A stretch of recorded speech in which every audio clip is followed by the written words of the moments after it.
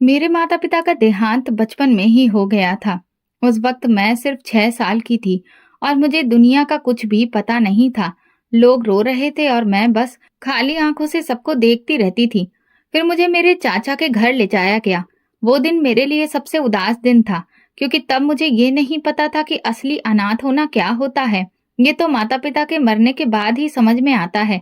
चाची ने मुझे अपने बच्चों के साथ ही एक कमरे में सुला दिया। शुरू में सब कुछ अजीब लगा। नया माहौल, नए चेहरे और वो भी ऐसे जो मुझे अपनापन का एक शब्द भी नहीं देते थे। चाची की आंखों में मेरे लिए कोई नरमी नहीं थी। जब भी वो मुझसे बात करती थी, उनकी आवाज में कठोरता और चेहरे पर नफरत होती थी। उनके 3 बच्चे थे, 2 बेटियां और एक बेटा। वे उनके लिए सब कुछ थे और मैं उनके लिए कुछ भी नहीं। एक दिन चाची ने मुझसे कहा, ये बर्तन धो और आंगन में साफ कर दे। मैंने डरते डरते कहा, मेरा होमवर्क बाकी है। उन्होंने तुरंत मेरे बालों को जोर से पकड़ा और बोली, तेरी माँ मर गई है जो तू पढ़ाई के बहाने करेगी? जा, जो कहा है वो कर। मेरी आंखों से आंसू निकल आए, लेकिन मैं कुछ ना बोल सकी। जब चाचा घर आते तो चाची अचानक प्यार की मूर्ति बन जाती। कहती, नीता मेरी बेटी जैसी है, हमने इसे अपनी औलाद की तरह पाला है। चाचा मुस्कुराकर सिर हिलाते और कहते, ममता तुम बहुत अच्छी हो। चाची मुझे धमकी देती, अगर एक शब्द भी अपने चाचा से कहा तो जुबान काट दूंगी, जान से मार दूंगी, समझी? मैं छोटी बच्ची थी, लेकिन ये सब मुझे हर पल सहना पड़ता था। सुबह जल्दी उठकर झाड़ू लगाना, बर्तन धोना और फिर स्कूल जाना। लेकिन चाची कोशिश करती थी कि मैं स्कूल भी ना जा सकूं। फिर भी मैं पढ़ती रही। अक्सर किताबें मुझे फटे पुरानी हालत में ही मिलती थीं, जो चाचा की बेटियों की पुरानी होती थी। लेकिन मैंने हार नहीं मानी। एक दिन स्कूल में टीचर ने मुझसे पूछा, नीता तुम हर बार अच्छे नंबर कैसे ले आती हो? मैंने नजरें झुकाकर कहा, मैं मेहनत करती हूँ मैडम। घर आते ही चाची चिल्लाने लगी, क्या बताया तूने टीचर को कि हम तुझे परेशान करते हैं? नहीं, मैंने ऐसा कुछ भी नहीं कहा। चुप कर, ज्यादा जुबान मत चला। फिर उन्होंने मुझे खूब पीटा, हाथ से, जूते से, और मैं रोती रही, लेकिन किसी ने मेरी नहीं सुनी। चाचा उस वक्त काम पर गए हुए थे, वो घर पर नहीं होते थे। जब वो आते तो फिर से चाची का वही ड्रामा, जैसे वो मेरी सगी माँ हो। चाची की बेटी नेहा भी मुझसे नफरत से देखती थी।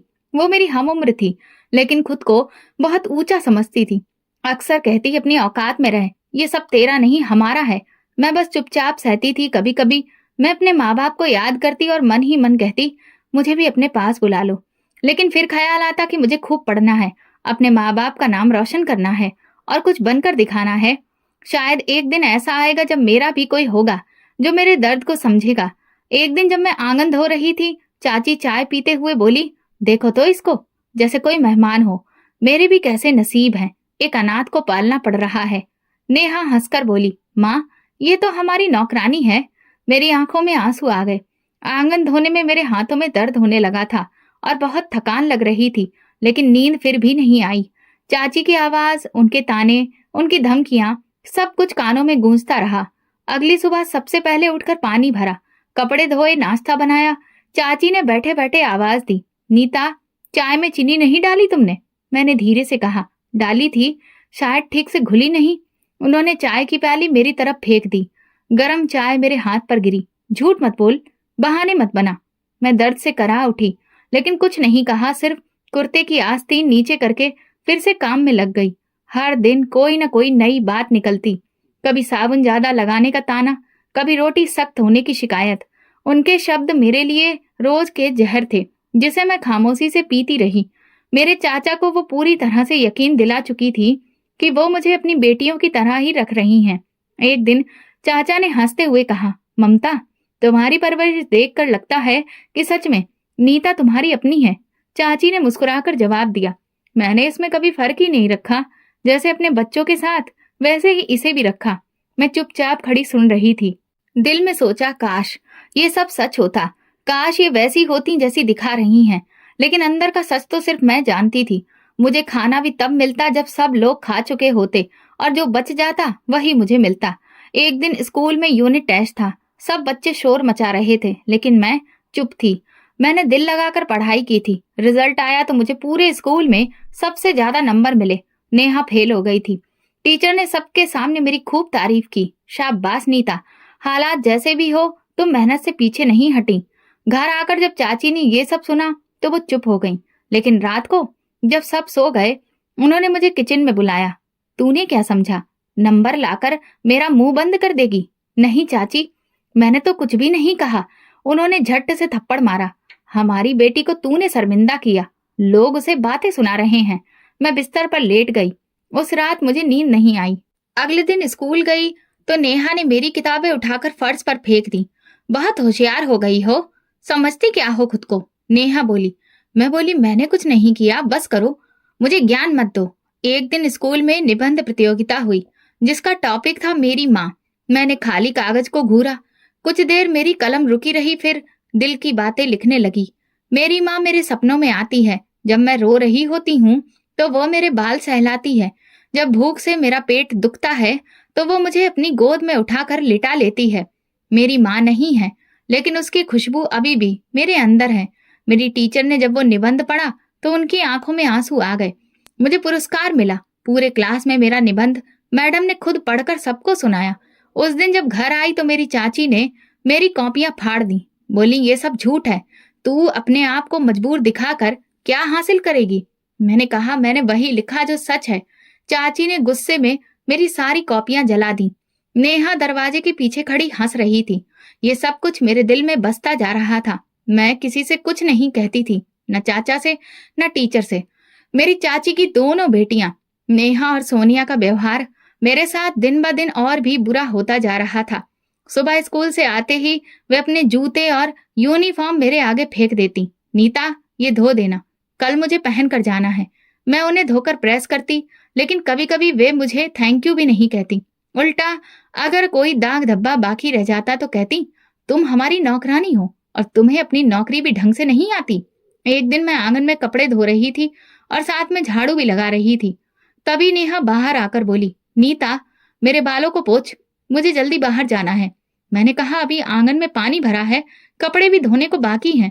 वो जोर से चिल्लाई, तुम्हारे ये सारे काम बाद में भी हो सकते हैं, मेरे बाल पहले हैं। सोनिया ने पीछे से कहा, नेहा, इससे इज्जत से बात मत किया करो, इज्जत के काबिल ही नहीं है ये।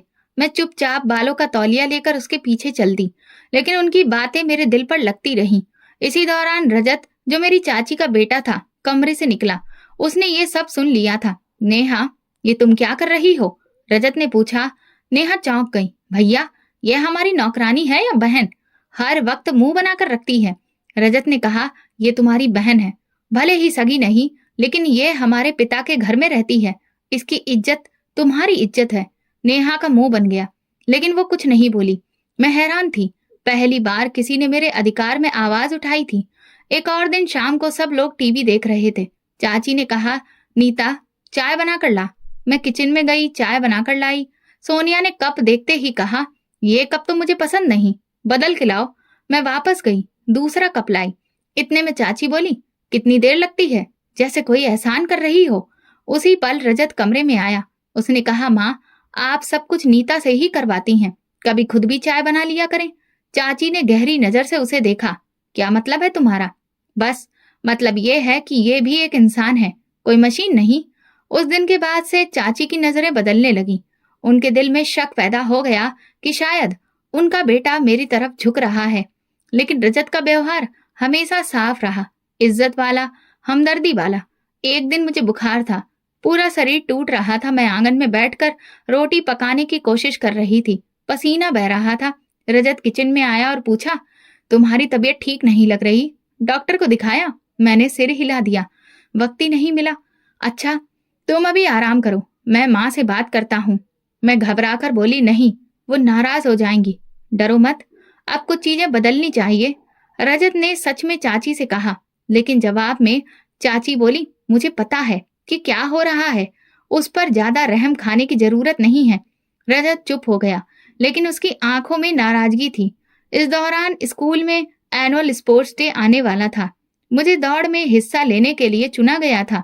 ये मेरे लिए एक मौका था, कुछ लम्हे अपने लिए जीने के। लेकिन चाची ने साफ मना कर दिया, स्पोर्ट्स ये बेकार होता है, तुम काम छोड़कर वहां नाचने गाने जाओगी। मैं चुप रही, लेकिन रजत को पता चल गया। उसने चाचा से बात की और इजाजत दिलवा दी। चाचा ने कहा, ममता, जाने दो, ये बच्चे सिर्फ काम करने के लिए पैदा नहीं हुए हैं। चाची ने मुंह बनाया, लेकिन कुछ बोली नहीं। उस दिन मैंने पहली बार स्कूल में अपने हमउम्र बच्चों के साथ एक बराबरी महसूस की। जब मैं स्कूल से वापस आई तो गले में मेडल था। चाची ने एक नजर देखा और पलट गई, लेकिन रजत ने कहा, कॉन्ग्रेचुलेशन नीता, ये तुम्हारी मेहनत की जीत है। उसके बाद छोटे छोटे बहुत सारे लम्हे आए जब रजत ने मेरा साथ दिया। कभी कॉलेज के प्रोजेक्ट में मदद करता तो कभी मेरे बैग की मरम्मत करवा देता। लेकिन इन सब बातों का चाची और उनकी बेटियों पर उल्टा असर पड़ा। वे मुझे और भी ज्यादा नजरअंदाज करने लगी। मैंने कभी रजत से शिकायत नहीं की, लेकिन उसका व्यवहार मेरे लिए उम्मीद की किरण बन गया था। एक दिन उसने कहा, नीता, मैं जानता हूं कि तुम पर क्या गुजरती है, लेकिन तुम हार मत मानना। सच और मेहनत कभी बेकार नहीं जाते। उसकी इस बात ने मुझे हिम्मत दी। वो मेरे दिल में छुपे जख्मों पर मरहम जैसा लगा। मैंने सिर्फ सिर हिलाकर कहा, मैं हारने के लिए पैदा नहीं हुई हूँ रजत भैया। कुछ हफ्ते खामोशी से गुजर गए थे। हम स्कूल से कॉलेज में जा चुके थे। चाची अभी भी पहले जैसी ही थी। सोनिया और नेहा का व्यवहार भी वैसा ही था, मगर रजत का होना मेरे लिए ढाल सा हो गया था। मैं किसी खुशहाल परिवार में नहीं थी। अच्छे से जानती थी कि ये घर मेरा कभी नहीं हो सकता। लेकिन फिर एक दिन ऐसा हुआ जिसने मेरे दिल दिमाग को झकझोर दिया। नेहा, जो हमेशा मुझसे ऊंची आवाज में बात करती थी, उस दिन सुबह कॉलेज के लिए निकलते हुए बोली, नीता, मेरे लिए पानी की बोतल भर देना प्लीज। मैं चौंक कर उसे देखने लगी तो वो हल्का सा मुस्कुराई। हाँ प्लीज, भर देना, देर हो रही है मुझे। मैंने बिना कुछ कहे बोतल भर दी। उस दिन कॉलेज से वापस आई तो उसने कहा, मम्मी की चप्पल मेरे कमरे में रह गई है, तुम प्लीज याद से उनके कमरे में रख देना, वो सो रही हैं। अब हैरान होना जायज था, क्योंकि नेहा ने कभी मुझसे नरमी से कोई काम नहीं कहा था। मैंने सोचा शायद कोई बात है, लेकिन अगले दिन भी उसका व्यवहार नरम रहा। कॉलेज जाते हुए उसने साथ बैठकर बातें की। नीता, कल प्रोफेसर ने जो लेक्चर दिया था वो तुम्हें कैसा लगा? मैंने धीरे से कहा। समझ आ गया था। तब मुझे पहली बार लगा जैसे वाकई वो हमारी बात कर रही है। ये सब कुछ मेरे लिए नया था। मैं खामोशी से देखती सुनती रही। दिल में सवाल था कि नेहा ऐसा क्यों कर रही है, लेकिन कुछ कहने का वक्त नहीं था। एक शाम जब सब लोग अपने काम में व्यस्त थे, नेहा मेरे कमरे में आई। दरवाजा बंद करके बोली, नीता, कल कॉलेज के बाद तुम मेरे साथ चलना, एक जगह जाना है। मैंने तुरंत कहा, नहीं नेहा, मैं नहीं जा सकती, सिर्फ थोड़ी देर की बात है, फिर वापस आ जाएंगे। कहाँ जाना है? वो बस एक रेस्टोरेंट है, कोई दोस्त आ रहा है, उससे मिलना है, तुम साथ चलोगी तो ठीक रहेगा। मैं चुप रही। वो मिन्नत करने लगी, नीता देखो, एक बार चलो, तुम्हें तो वैसे भी कभी बाहर जाने का मौका नहीं मिलता, चलो ना। मैंने फिर इनकार किया। ये सब ठीक नहीं है, अगर किसी ने देख लिया तो, तुम्हारी मम्मी को पता चल गया तो। नेहा ने हंसकर कहा, बस तुम इतनी डरपोक क्यों हो? देखो मैं हूं ना, कुछ नहीं होगा। काफी देर तक वो मिन्नत करती रही और मैं मजबूरी में मान गई, लेकिन मुझे डर लग रहा था। इस वक्त नेहा के व्यवहार में आया बदलाव और बार बार की मिन्नत ने मुझे कमजोर कर दिया। अगले दिन हम कॉलेज से सीधे एक महंगे रेस्टोरेंट गए। वहां पर एक नौजवान पहले से मौजूद था। जैसे ही नेहा ने उसे देखा, उसके चेहरे पर चमक आ गई। मैं एक तरफ खड़ी रही और वो लड़का और नेहा आपस में बातें करने लगे। मुझे तुरंत एहसास हो गया कि ये कोई मामूली मुलाकात नहीं थी। उनकी बातों का अंदाज और जिस तरह से वो एक दूसरे को देख रहे थे, वो कुछ अलग था। मैंने नेहा को हाथ से इशारा किया और कहा, ये सब गलत है, तुम्हें ऐसा नहीं करना चाहिए। उसने मेरी तरफ देखे बिना कहा, तुम्हें क्या दिक्कत है, तुम चुपचाप बैठो। मैंने कहा, नेहा, ये तुम्हारी जिंदगी है, लेकिन इस तरह की हरकत तुम्हारे लिए अच्छी नहीं। अगर चाची को पता चला तो। तभी नेहा ने मेरी तरफ देखा और गुस्से में बोली, तुम कैसे बताओगी? अगर तुमने एक शब्द भी कहा तो मैं सबके सामने कहूंगी कि तुम उस लड़के से मिलने गई थी। मैं तो बस तुम्हें बचाने गई थी। ये सुनकर मैं तो दंग रह गई। उसकी धमकी साफ थी और वो झूठ बोलने से भी डरती नहीं थी। मैंने कहा, लेकिन तुम जानती हो ये सच नहीं है। सच? किसको फर्क पड़ता है? जो जुबान तेज हो वही जीतता है, और मेरे पास वो जुबान है नीता। मैं चुप हो गई। मन किया कि भाग जाऊं। नेहा और वो लड़का फिर से बातों में व्यस्त हो गए। मैं अंदर ही अंदर परेशान रही। घर वापसी पर वो बिल्कुल नॉर्मल हो चुकी थी। चाची से भी ऐसे मिली जैसे कि कुछ हुआ ही ना हो। मैं किसी से कुछ नहीं बोली, लेकिन उस दिन के बाद मुझे नेहा की हर बात में एक नया मतलब नजर आने लगा। अगले दिन उसने कहा, नीता, मेरे कपड़े प्रेस कर देना। कल पार्टी है। मैंने कुछ नहीं कहा, प्रेस कर दिए और हाँ, किसी से कुछ कहना मत। कल की बात सिर्फ हमारे बीच में, ठीक है? मैंने हल्की आवाज में कहा। मैं किसी से कुछ नहीं कहूंगी, लेकिन सच एक दिन खुद सामने आ जाएगा। नेहा जोर से हंसी। सच? ये दुनिया सच नहीं देखती, सिर्फ कहानियां सुनती है और मैं अपनी कहानी खुद लिखती हूँ। वो हंसकर चली गई और मैं सोचती रही, क्या वाकई में सच के साथ चलकर मैं कभी जीत सकूंगी या फिर हमेशा ऐसे ही सबके हाथ की कठपुतली बनी रहूंगी। लेकिन अंदर कहीं एक यकीन था। उस दिन नेहा का लहजा और चाल ढाल कुछ और ही हो गए थे। अब वो खुद को मुझसे बेहतर ही नहीं बल्कि काबिल समझने लगी थी।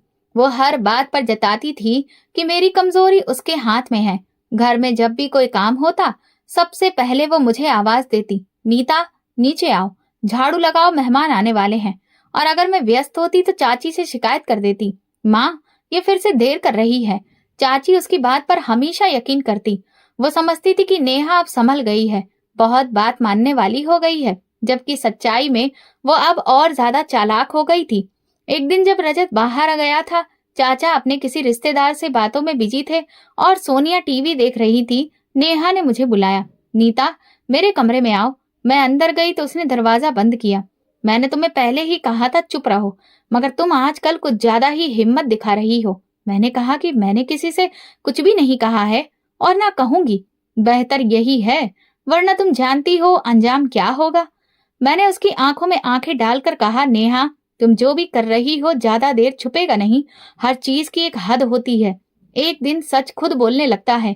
वो चौंक गई। शायद पहली बार मेरी जुबान से ऐसी बातें सुनी थी।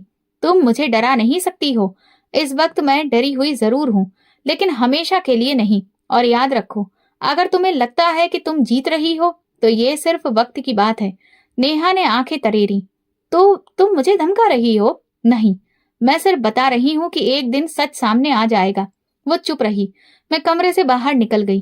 पहली बार खुद को हल्का महसूस किया। उस दिन रात में नींद कुछ बेहतर थी। अगले दिन दोपहर के वक्त घर में खामोशी थी। चाची बाजार गई थी। रजत अपने दोस्त के साथ बाहर था। सोनिया कमरे में सो रही थी। मैं बर्तन धो रही थी। नेहा कमरे में बैठी फोन में व्यस्त थी। मैंने उसे एक नजर देखा। वो जोर जोर से हंस रही थी, जैसे किसी बात पर बहुत खुश हो। थोड़ी देर बाद अचानक दरवाजा खुला और चाची वापस आ गई। मैं जल्दी से हाथ धोकर पानी का जग उनके लिए निकाला। चाची किचन में आई, मेरे हाथ से जग लिया और पानी पीते ही बोली, नेहा कहाँ है? कमरे में है शायद, मैंने धीरे से कहा। चाची सीधा उसके कमरे में घुसी। अंदर से उनकी आवाज तेज आई, ये फोन किसका है? मैं घबरा गई। चाची की आवाज में वही पुराना गुस्सा था। मैं किचन से निकलकर कमरे के दरवाजे तक गई तो नेहा हकलाती हुई कह रही थी, माँ ये नीता का है, मैं अभी इसी से बात कर रही थी, इधर आओ। मैं कमरे में घुसी तो बेड पर एक महंगा मोबाइल फोन पड़ा था, जो वैसे तो हम में से किसी के पास नहीं होना चाहिए था। चाची ने फोन मेरी तरफ उठाकर कहा, ये तुम्हारा है? मैंने इनकार किया। नहीं, झूठ मत बोलो। चाची की आवाज में था अविश्वास था। नेहा ने खुद देखा। मैंने नेहा की तरफ देखा। उसके चेहरे पर सुकून था, जैसे उसने अपनी चालाकी से फिर एक बार बड़ी जीत ली हो। मैं कसम खाकर कहती हूँ, मैंने ये फोन छुआ भी नहीं। तुम्हारी कसम की कोई कीमत नहीं है, चाची बोली। इतना कहकर चाची ने मेरे गाल पर जोर से थप्पड़ मारा। इसके बाद कई चांटे पड़े। नेहा चुपचाप खड़ी रही, ना तो शर्मिंदगी थी न पछतावा। चाची ने मेरा हाथ पकड़कर कहा, अभी मैं तुम्हारे चाचा को फोन करती हूँ। मैंने आंखों में आंसू लिए कहा, एक बार नेहा से पूछिए, ये उसका फोन है। बंद कर झूठी कहानी, मत बना हमें बेवकूफ। हम अंधे नहीं हैं और ना ही पागल हैं। चाची ने फोन उठाकर चाचा को कॉल किया, घर आओ, नीता ने आज हद पार कर दी है। छुपाकर फोन रखा था, किसी से बातें कर रही थी। मैं खामोश हो गई। जानती थी अब कुछ भी हो जाए कोई फायदा नहीं। शाम को चाचा घर आए तो चाची ने सारी बात उन्हें सुनाई। नेहा ने अपनी तरफ से और झूठ बोल दिया। चाचा ने पूछा, ये क्या सच है? नहीं चाचा, ये सच नहीं है, मैं कसम खाती हूँ, मुझे कुछ नहीं पता इस फोन के बारे में। चाचा ने मायूसी से कहा, कसम खाने से झूठ नहीं छुपता। नीता, अगर सबके सामने ये बात आ गई तो फिर मेरी इज्जत का क्या होगा? मैं कुछ बोल ना सकी। सिर्फ एक सवाल मन में बार बार घूमता रहा, कब तक इस घर में मैं अपनी सफाई देती रहूंगी? कब तक झूठ के आगे सच हारेगा? चाची ने मुझे बर्तन धोने को कहा, ये ड्रामा खत्म करो। मैंने जब पानी में हाथ डाला तो उंगलियों में सूजन थी, जो चाची की मार से आ गई थी। दिल से प्रार्थना निकली, भगवान तुम ही गवाह हो मेरी सच्चाई के, एक दिन ये लोग मेरा सच जरूर देखेंगे। पीछे से नेहा बोली, देखा, जैसा कहा था वैसा ही हुआ। मैंने धीरे से कहा, जो भी हो, वक्त लगेगा लेकिन सब सामने आएगा। बर्तन धोते हुए मैं अपने आंसू रोकने की कोशिश कर रही थी। चाची की आवाज अभी भी आ रही थी। वो बार बार चाचा से कह रही थी, नीता बिगड़ चुकी है, उसका ध्यान बेकार की बातों में है, इसे सुधारने के लिए सख्ती जरूरी है। चाचा मायूसी से बोले, मैंने हमेशा उसे अपने बच्चों की तरह देखा, लेकिन लगता है ये एहसान की कदर करना जानती ही नहीं। मेरे हाथ वहीं रुके रह गए। मैं खुद को हिम्मत देने की कोशिश कर रही थी। तभी नेहा फिर से मेरे पीछे आकर खड़ी हुई। उसके हाथ में चॉकलेट थी, जैसे कुछ हुआ ही ना हो। उसने चॉकलेट मेरे सामने रखकर मुस्कुराते हुए कहा, लो, खा लो, तुम्हारी आज की परफॉर्मेंस बहुत अच्छी थी, सबने यकीन कर लिया ना। मैंने चॉकलेट की तरफ देखे बिना कहा, कभी किसी का यकीन छीन कर खुशी नहीं मिलती नेहा। ओफो, कितनी फिलॉसफी जानती हो तुम। वो जोर से हंसी। तुम जो मर्जी कर लो, अब तो सब मेरे हाथ में है। अगर माँ को शक हुआ भी कि फोन मेरा है तो मैं तुम पर दूसरा इल्जाम लगा दूंगी, जैसे मेहमानों की बिरयानी वाली बात, याद है ना। मैं चुप रही। अब उसे समझाने का कोई फायदा नहीं था। उसके लिए झूठ बोलना एक खेल बन चुका था। रात को जब सब लोग कमरे में जा चुके थे, मैं बिस्तर पर लेटकर आंसू बहा रही थी। भगवान, मैं हारने से नहीं डरती, लेकिन आप मुझे लड़ने के लिए वक्त दीजिए। अगली सुबह की शुरुआत एक नए इम्तिहान से हुई। चाची ने कहा, नीता तुम आज कॉलेज नहीं जाओगी, घर की सफाई करनी है। मैंने कहा, आज फिजिक्स का टेस्ट है, अगर नहीं गई तो नंबर कट जाएंगे। तो कट जाने दो, हमें तुम्हारे नंबर नहीं, तुम्हारी सेवा चाहिए, वो तेज आवाज में बोली। मैंने बैग एक तरफ रखा, झाड़ू उठाई और लग गई। दोपहर में चाचा और चाची मेहमानों को लेने चले गए। घर में सिर्फ मैं, नेहा और सोनिया थी। जैसे ही दरवाजा बंद हुआ, नेहा फिर मेरे पास आई। हाथ में वही मोबाइल था। देखो, ये वही फोन है जो तुम्हारे नाम पर चला गया। मजा आया। मैंने कहा, एक दिन जब तुम ये फोन खुद इस्तेमाल करती पकड़ी जाओगी, तब तुम्हें पता चलेगा। कौन पकड़ेगा? तुम। इस बात का सबूत तुम्हारे पास है? मैंने इस बार हिम्मत से कहा, कुछ भी नहीं है, लेकिन मुझे भगवान पर भरोसा है, वो सच सामने लाएगा। नेहा ने हंसते हुए कहा, चलो देखते हैं तुम्हारा भगवान तुम्हारे कितना काम आता है। मैंने कुछ नहीं कहा, बस फैसला किया कि अब मैं खुद को मजबूत बनाऊंगी। अगर कभी मौका मिला तो मैं सच साबित करके रहूंगी। पिछली शाम नेहा की बातों ने मेरी रातों की नींद छीन ली थी, लेकिन मैं जानती थी कि अब मुझे बर्दाश्त नहीं होगा। अगली सुबह उठी तो बहुत दर्द था पूरे शरीर में। पिछले 2 दिन से मैं सिर्फ बचा हुआ खाना खा रही थी। चाची ने साफ कह दिया था, जब तक तुम्हारा व्यवहार ठीक नहीं होता, तुम्हारा खाना बंद। मैं पूरी तरह गुलाम बन चुकी थी। मैं किचन में जाकर चाय का पानी चढ़ाया। खुद का पेट खाली था, लेकिन चाची, नेहा और सोनिया के नाश्ते की तैयारी मेरी जिम्मेदारी थी। चाची कपड़े सुखा रही थी। मुझे देखकर बोली, आज कॉलेज नहीं जाना, समझी? मैंने नजर झुकाकर पूछा, कोई खास वजह? तुम्हें सवाल पूछने की इजाजत कब मिली है? आज तुम्हारे चाचा के खास मेहमान आ रहे हैं, उनके लिए कढ़ाई पनीर और नान बनानी है। मैंने सिर हिलाकर किचन में काम शुरू किया। एक तरफ भूख लग रही थी, दूसरी तरफ सारा काम मुझ पर था। चाची ने नेहा को पैसे देकर बाजार भेजा और कहा, जल्दी वापस आना। नेहा बैग लेकर चली गई। मैं जल्दी जल्दी सारा काम निपटा रही थी। चाची ने मुझसे कहा, खबरदार अगर पनीर या नान को जुबान भी लगाई, ये सिर्फ मेहमानों के लिए है।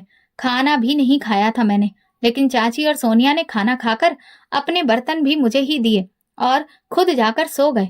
नेहा अभी तक नहीं लौटी थी। बाजार का सामान था, लेकिन उसका व्यवहार अब बदला बदला सा था। उसने आकर सीधे किचन में रखा हुआ मेहमानों का खाना निकाला। मैंने उससे कहा, ये चाचा ने मेहमानों के लिए बनवाया है, प्लीज इसे मत खाओ। वो हंसने लगी, ये मेरा घर है। मैंने कहा, चाची गुस्सा हो जाएंगी। तो क्या हो गया, वो तो समझेंगी कि तुमने खाया है। वैसे भी तुम्हारे खिलाफ यकीन करना उन्हें अच्छा लगता है। नेहा ने पेट भरकर खाना खाया और कुछ हिस्सा प्लेट में छोड़कर बोली, अब ये मेहमानों के लायक नहीं बचा है, तुम इसे फ्रिज में रख देना। मैं उसकी तरफ देखती रही। तुम जानबूझकर ये सब करती हो? हाँ, और मजा भी आता है। तुम्हारे जैसे लोग सिर्फ बर्दाश्त करने के लिए पैदा होते हैं। मैंने प्लेट उठाकर साफ की। दिल में एक ही सवाल था, अब क्या होगा? शाम 6 बजे मेहमान आए। चाचा उनके साथ थे। मैं दोबारा किचन में खाने की तैयारी करने लगी थी। चाची ने टेबल पर सारा खाना सजाया। चाचा ने बड़े ही गर्व से कहा, ममता के हाथ का पनीर बहुत अच्छा बनता है, आज आपको खुद पता चलेगा। लेकिन जैसे ही बर्तन खोला गया, मेहमान अचानक बोले, ये पनीर तो बहुत कम है। चाची ने तुरंत मेरी तरफ देखा, किचन में आओ। मैं डर के मारे अंदर गई। चाची गुस्से से भरी बैठी थी। ये बताओ, पनीर की सब्जी कम कैसे हुई? कितनी बनी थी और ये क्या रह गई है? मैंने कहा, चाची वो नेहा ने खा लिया, मैंने कुछ भी नहीं खाया। तभी नेहा किचन के दरवाजे पर आई। झूठ क्यों बोलती हो? मैंने कब खाया? जब मैं आई तो ये खुद प्लेट भर के खा रही थी। मैं हक्का बक्का उसकी तरफ देखती रही। दिल चाहा जमीन फटे और मैं उसमें समा जाऊं। चाची ने एक पल भी गवाए बिना मेरे गाल पर जोर का तमाचा मारा। तेरा हर दिन एक नया झूठ होता है, शर्म नहीं आती? मेहमानों का खाना खा गई। मैंने फिर कहा, मैं कसम खाती हूँ मैंने नहीं खाया।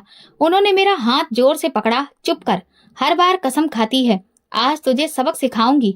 चाची अलमारी से बेल्ट ले आई। नेहा चुपचाप खड़ी थी, जैसे उसका काम पूरा हो गया हो। उन्होंने बेल्ट मेरी कमर पर मारना शुरू कर दिया। तू हमारी इज्जत के काबिल नहीं, सबके सामने शर्मिंदा करवा दिया। प्लीज मुझे मत मारिए, मैंने कुछ नहीं किया। बस कर, चुप हो जा, नहीं तो हड्डी पसली तोड़ डालूंगी। बेल्ट की चोटें एक एक करके मेरी पीठ पर पड़ती रहीं। मैं जमीन पर बैठ गई। आंखों से आंसू बह रहे थे, लेकिन होठों से आवाज नहीं निकल रही थी। दरवाजे पर चाचा खड़े थे, शायद कुछ आवाज उन तक पहुंची थी। वे अंदर आ गए। ममता, क्या कर रही हो? अपनी लाडली से ही पूछो। तुम्हारे मेहमानों के लिए जो खाना बनाया था वो इसी ने खा लिया। चाचा ने मेरी तरफ देखा। नीता, क्या तुमने सच में ऐसा किया? मैंने एक बार फिर वही बात दोहराई। चाचा ने थकी हुई सांस ली। तुम्हारी समस्याएं कब खत्म होंगी? हम तुम पर कैसे भरोसा करें जब हर बार तुम पर ही इल्जाम लगता है? मैं कुछ ना बोली। मैं समझ गई थी कि अब मेरी बातों पर यकीन करना मुश्किल है। झूठ की दीवार ने सच को अच्छे से ढक लिया था। चली जा यहाँ से, अब शक्ल मत दिखाना। मेहमानों को मैं संभाल लूंगी, तू चुपचाप कमरे में पड़ी रह। मैं कमरे में बिस्तर पर जाकर गिरी। शरीर में बहुत तकलीफ थी और दिल की हालत भी खराब। चाची के शब्द, चाचा की मायूसी, नेहा की मक्कारी ने मुझे अंदर से खत्म कर दिया। मैं रो रही थी, लेकिन तकिए में मुंह छुपाकर, ताकि आवाज बाहर ना जाए। बार बार जब मैंने सफाई दी, किसी ने भरोसा नहीं किया। मैं सिसकते हुए बोली, हे भगवान, आखिर कब तक मैं बर्दाश्त करूं? क्या मेरा अनाथ होना गुनाह है? मैं कभी किसी का बुरा नहीं चाहा, तुम सब जानते हो। एक दिन सबके सामने सच्चाई आएगी। मेरी आवाज तेज हो गई। अगर मैंने कभी कुछ बुरा नहीं किया है तो मेरा साथ दो। ये जुल्म मुझसे बर्दाश्त नहीं होता। मैं वहीं बैठे बैठे निडाल हो गई। सिर झुकाया, आंखें नम, जुबान पर खामोशी। सुबह सूरज की किरण कमरे के अंदर आ रही थी। मैं निडाल कमरे में पड़ी थी। तभी अचानक बाहर से जोरदार दस्तक सुनाई दी। साथ में चाची के चीखने की आवाज आई। नहीं, ये कैसे हो गया भगवान? मैं तुरंत उठकर दरवाजे पर गई। दिल बेचैन हो गया, जैसे कोई अनहोनी होने वाली है। दरवाजा खोलते ही चाची की हालत बिगड़ी हुई थी। उनके हाथ कांप रहे थे, चेहरा सफेद था, आंखों में आंसू। क्या हुआ? मैंने घबराकर पूछा। वो बैठ गई, जमीन पर हाथ मारकर रोने लगी। रजत और तुम्हारे चाचा दोनों का एक्सीडेंट हो गया है। वो ऑफिस के लिए निकले थे, मोटरसाइकिल पर जा रहे थे, सामने से ट्रक आ गया। दोनों बहुत जख्मी हैं, अस्पताल ले गए हैं, लेकिन हालत बहुत खराब है। मेरे हाथ से दीवार का सहारा छूट गया, शरीर सुन्न पड़ गया। सिर्फ एक ही बात दिमाग में आ रही थी, हे भगवान, ये क्या हुआ? मैंने तो कभी बद्दुआ नहीं की। चाची ने रो रो कर कहा, अब क्या करें? किसी को फोन करो, मदद मांगो। मैं तो चलने के भी काबिल नहीं। दरवाजे पर खड़ी थी, लेकिन मेरे कदम हिल नहीं रहे थे। आंखों के सामने रजत का चेहरा बार बार आ रहा था। वो रजत जो मेरे साथ सबसे अच्छा व्यवहार करता था, हमेशा मेरा साथ देता था, मेरी तकलीफ समझता था। भगवान, अगर ये सब मेरी प्रार्थना का नतीजा है तो मैं तो सिर्फ अपने लिए इंसाफ मांग रही थी, उनके लिए बद्दुआ नहीं। मेरी जुबान बंद थी, हजारों सवाल उठ रहे थे। रात के 10 बज रहे थे। चाचा की आवाज घर में गूंज रही थी। वो अस्पताल से वापस आए थे, उनके साथ पड़ोसन भी थी। उनका चेहरा सफेद, आंखें सूजी हुई। वो आते ही जमीन पर बैठ गईं। रजत की हालत बहुत नाजुक है। डॉक्टर कह रहे हैं कि अगले 24 घंटे बहुत जरूरी हैं। उसके सिर पर चोट लगी है, वो बेहोश है, और चाचा को कुछ टांके आए हैं, लेकिन वो होश में हैं। पड़ोसन ने आगे बढ़कर कहा, ममता, तुम्हें इस बच्ची की हाय लग गई है। मैंने खुद अपनी आंखों से तुम्हें उस पर जुल्म करते देखा है। तुम्हें कभी तरस नहीं आया। चाची चुप हो गई। फिर धीरे धीरे उनकी आंखों से आंसू गिरने लगे। वो जमीन पर झुकी और बोली, मैं बहुत गलत थी। मैंने इसे कभी अपनी बच्ची नहीं समझा, मगर इसने कभी बद्दुआ नहीं दी। मैं सब सुन रही थी। तभी चाचा की आवाज आई, जो अस्पताल से फोन कर रहे थे। ममता, शायद ये हमारे गुनाहों की सजा है। अगर तुम चाहती हो कि हमारा बेटा जिंदा रहे तो इस बच्ची से माफी मांगो। चाची की आंखों में शर्मिंदगी थी, हाथों में कपकपाहट। वो सामने आई और बिना कुछ कहे मेरे कदमों में बैठ गईं। नीता, मुझे माफ कर दो। मैंने तुम्हारे साथ बहुत बुरा किया। मेरा बेटा जिंदगी और मौत की जंग लड़ रहा है। शायद तुम्हारी माफी से भगवान भी माफ कर दे। मुझे लगा जैसे वक्त थम गया हो। नेहा भी पीछे आ गई। उसकी आंखें लाल थीं। नीता, मैं भी तुम्हारे साथ बहुत बुरा करती रही। मैं झूठ बोलती, तुम पर इल्जाम लगाती रही, लेकिन तुमने कभी बद्दुआ नहीं दी।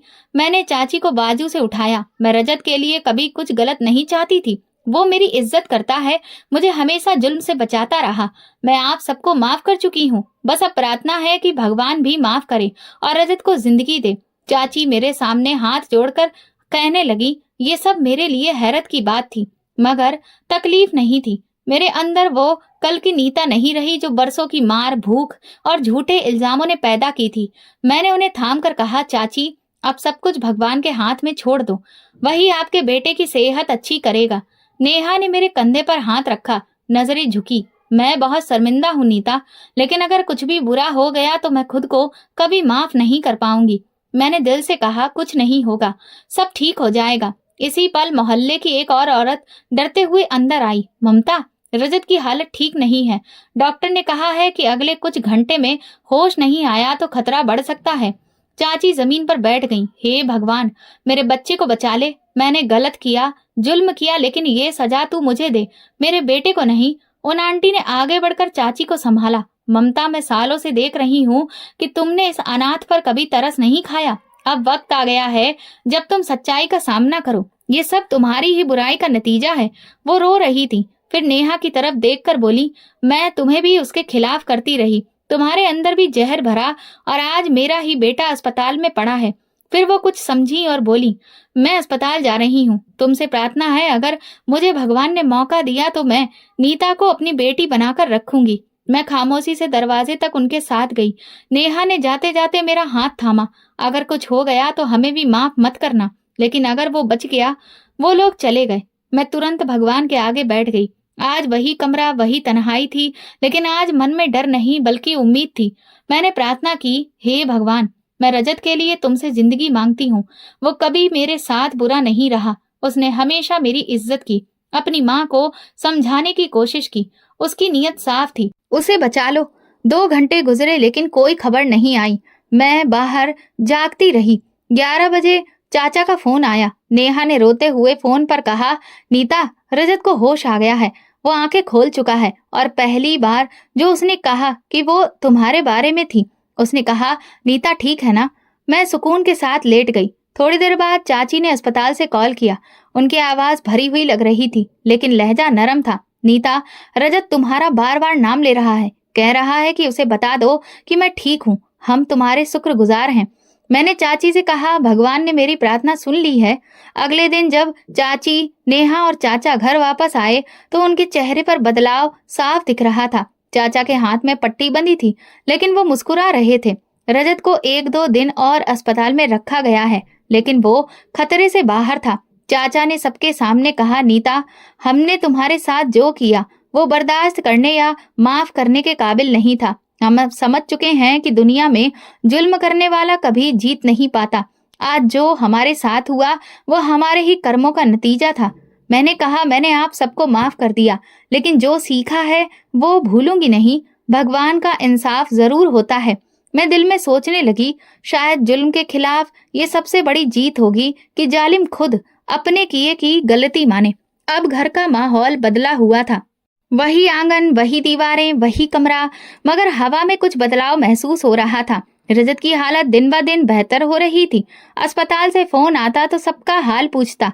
एक दिन चाची ने घर आते ही कहा, रजत ने आज कहा है कि वो वापस आकर नीता से माफी मांगेगा, क्योंकि जब वो बेहोश था तो उसके दिल में सबसे पहला ख्याल तुम्हारा ही आया। चाची चुपचाप बैठी सुन रही थी और फिर बोली, हमने जिंदगी बहुत देखी है, लेकिन जो नीता के साथ किया गया उसका दुख सबसे भारी है। मैं किचन में खाना बना रही थी। चाची बोली, बेटा तुमसे एक बात कहनी है। मैं गैस बंद करके पलटी। वो पास आकर बोली, ये सच है कि तुमने कभी हमें बांटने की कोशिश नहीं की, मगर तुम्हारी खामोशी ने हमें अपने अंदर झांकने पर मजबूर कर दिया। मैंने भगवान से माफी मांग ली है, अब तुम्हारे सामने आई हूँ। नेहा दरवाजे पर खड़ी थी। उसने आगे बढ़कर कहा, मैंने सबसे ज्यादा झूठ बोले, सबसे ज्यादा इल्जाम लगाए, सबसे ज्यादा नफरत दिखाई, लेकिन वो सब झूठ था माँ। वो फोन भी मेरा ही था, पनीर की सब्जी और नान भी मैंने ही खाए थे, रेस्टोरेंट भी मैं ही गई थी। नीता ने तो मेरा सिर्फ साथ दिया था, लेकिन मैंने उसे बदनाम किया। मैं कुछ नहीं बोली। वे दोनों बैठी मुझे देख रही थी और शायद मेरे होठों से कुछ सुनना चाहती थी। चाची ने धीरे से कहा, हम तुम्हारे सच को बहुत देर से समझे, लेकिन जब समझे तो अपने हालातों की वजह से ये सब कुछ बर्दाश्त ही नहीं हो पाया। अगर तुम हमें माफ नहीं करोगी तो भगवान भी हमें माफ नहीं करेगा। मैंने कहा, आप सबसे कोई बदला नहीं मांगा था, मैंने सिर्फ भगवान से इतना कहा था कि मुझे सच पर कायम रखे। आप लोगों ने मेरे साथ जो किया वो मेरी जिंदगी का एक इम्तिहान था। मैं चाहती तो शायद आज ये सब ना होता। नेहा की आंखों में आंसू थे। नीता, तुमने कभी भी मुझे नीचा नहीं दिखाया, कभी झूठ का जवाब झूठ से नहीं दिया। तुम सच में हमसे बेहतर हो। मैंने कहा, नेहा, जब दिल साफ हो जाए तो रिश्ते दोबारा जोड़े जा सकते हैं। मैंने तुम्हें माफ किया। चाची ने मेरा हाथ पकड़कर कहा, मेरी बेटी, हमने तुम्हें इतने साल अपना दुश्मन समझा, मगर तुम ही वो निकली जो हमारे बेटे के लिए प्रार्थना कर रही थी, जो हमें छोड़कर जा सकती थी मगर हमेशा हमारे साथ रही। एहसान फरामोश हम निकले, तुम नहीं। चाचा, जो कुछ देर पहले से बाहर आए थे, वो सुन रहे थे। वो पास आकर बोले, नीता, एक बात मुझे भी कहनी है। मैं खुद को बहुत अच्छा समझता था, मगर अपनी आंखों के सामने होने वाले जुल्म को कभी रोक ना सका। मैंने तुम्हें अपनी बेटी कहा, मगर कभी बेटी समझा नहीं। आज मैं तुम्हारे सच के आगे सर झुकाता हूँ। मैंने उनका हाथ पकड़ा और कहा, चाचा, आपने कभी भी मुझ पर हाथ नहीं उठाया, बस नरमी से पूछा था, यही मेरे लिए काफी था।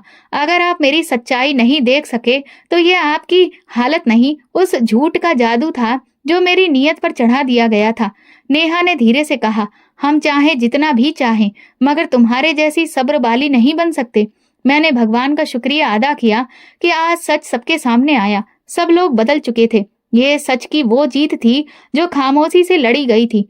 अगली सुबह चाची किचन में नाश्ते की तैयारी कर रही थी और नेहा आंगन में झाड़ू लगा रही थी। पहली बार सब काम खुद से हो रहा था, बिना किसी गुस्से, हुक्म या बेइज्जती के। फोन की घंटी बजी। मैं तुरंत उठी। दूसरी तरफ अस्पताल से कॉल थी। डॉक्टर ने कहा, रजत पूरी तरह से होश में है और बात कर रहा है। उसकी हालत अब बेहतर है, 2 दिन में डिस्चार्ज हो जाएगा। मैंने ये खुशी की खबर सबको सुनाई। चाची ने अपनी आंखों के आंसू पोंछे। भगवान का शुक्र है, मेरी प्रार्थना सुन ली गई। चाची ने कहा, ये हमारी जिंदगी का दूसरा मौका है। अब हम सब कुछ नए सिरे से शुरू करेंगे। 2 दिन बाद रजत को घर लाया गया। उसकी सेहत अच्छी थी। उसने मुझे देखा और फिर मुस्कुराकर बोला, शुक्रिया नीता, अगर तुम ना होती तो शायद मैं आज यहाँ पर ना होता।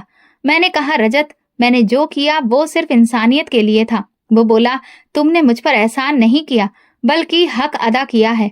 अब मेरी बारी है। चाची ने तुरंत बात का रुख बदला। रजत, तुम्हारे पापा से मैंने बात की है। मैं चाहती हूँ कि नीता की शादी अब उस घर से हो।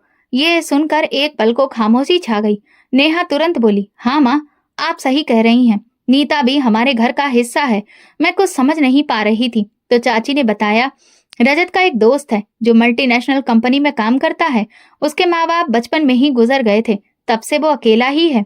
उसने जब से तुम्हें देखा, पहली नजर से पसंद करने लगा था। वो तुम्हारे जैसी ही लड़की को अपने जीवन में लाना चाहता था, इसलिए उसने रजत से बात की थी। जब हमें ये पता चला तो हमने मना कर दिया था, लेकिन अब हम चाहते हैं कि तुम्हें वो सब मिले जिसके तुम काबिल हो। रजत के उस दोस्त से तुरंत बात की गई। कुछ हफ्तों में ही हमारी सगाई और फिर शादी हो गई। जब मैं विदा होकर उसके घर पहुंची तो ऐसा लगा जैसे पहली बार कोई घर मेरा है, जैसे मैं वाकई किसी की बेटी थी और मुझे विदा किया गया था। आज लग रहा था कि जैसे मैं किसी की जिंदगी का सुकून हूँ। शादी के बाद मेरी जिंदगी का वो दौर शुरू हुआ जिसके बारे में मैंने कभी सोचा भी नहीं था। जब मैं पहली बार अपने पति के साथ चाचा के घर मिलने आई तो उन्होंने अपने हाथ से पहली बार मेरे लिए नाश्ता बनाया। वो कहने लगे, मैं तुम्हें अपनी सबसे प्यारी बेटी समझता हूँ। रजत मेरे पास आया और कहने लगा, तुम खुश तो हो ना? मैंने उसका हाथ पकड़कर कहा, सच कहूँ तो तुमने अपने भाई होने का फर्ज निभाया। मैं अपने पति के साथ वो जिंदगी जी रही हूँ जो मैंने सपने में भी नहीं सोची थी। तुम वो मिसाल हो जिसे लोग याद रखेंगे। एक रात जब मैं डायरी लिख रही थी तो मेरे पति रवि ने मुझसे पूछा, क्या लिख रही हो? मैंने कहा, बस जिंदगी का फलसफा। अभी तो कहानी बाकी है ना किसी पर जुल्म करो, क्योंकि वक्त सबके साथ बराबर होता है। अगर आज मैं जीत गई हूँ तो इसलिए नहीं कि मैं मजबूर थी, बल्कि इसलिए कि मैंने सच और सब्र का रास्ता नहीं छोड़ा। ये वो अंजाम था जिसमें सबक भी था, सुकून भी और नई शुरुआत की उम्मीद भी। तो दोस्तों, अगर आपको हमारी कहानी पसंद आई है तो प्लीज कमेंट करके जरूर बताइए और इस वीडियो को लाइक करें और ज्यादा से ज्यादा शेयर करें। अगर आप चैनल पर नए हैं तो सब्सक्राइब जरूर करें और नोटिफिकेशन बेल को दबाएं ताकि अगली अपडेट सबसे पहले आपको मिले। धन्यवाद।